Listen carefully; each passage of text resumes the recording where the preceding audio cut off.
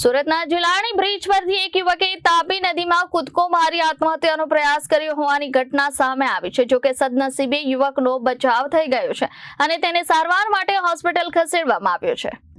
સુરતના જિલાણી બ્રિજ પરથી એક યુવકે કોઈ અગમ્ય કારણોસર તાપી નદીમાં કૂદકો મારી આત્મહત્યાનો પ્રયાસ કર્યો હતો। આ ઘટનાની જાણ થતાં ફાયર કંટ્રોલ દ્વારા મુગલીસરા ફાયર સ્ટેશનને જાણ કરવામાં આવી હતી। ત્યારબાદ ફાયર વિભાગની ટીમ તાત્કાલિક ઘટના સ્થળે પહોંચી હતી। સદનસીબે કૂદકો મારનાર યુવક નદીમાંથી સહી સલામત રીતે જાતે જ બહાર આવી ગયો હતો। ત્યારબાદ ફાયર વિભાગ દ્વારા 108 એમ્બ્યુલન્સ બોલાવી યુવકને વધુ સારવાર માટે સુરતની સિવિલ હોસ્પિટલ ખસેડવામાં આવ્યો છે।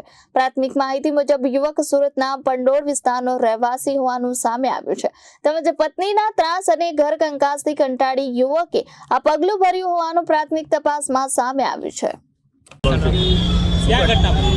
હવે ફાયર કંટ્રોલ દ્વારા મુગલીસરા ફાયર સ્ટેશન કોલ આવ્યો જિલ્લાની બ્રિજ ઉપરથી એક વ્યક્તિ કૂદકો મારેલો છે।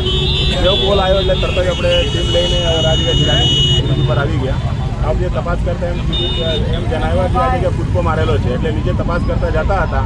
જે વ્યક્તિએ કૂદકો મારેલો છે આપણે સહી સલામત પોતે બહાર આવી ગયેલો છે और અને બ્રિજ ઉપર લાવ્યા છે આપણે और 108 બોલાવી और અને સિવિલ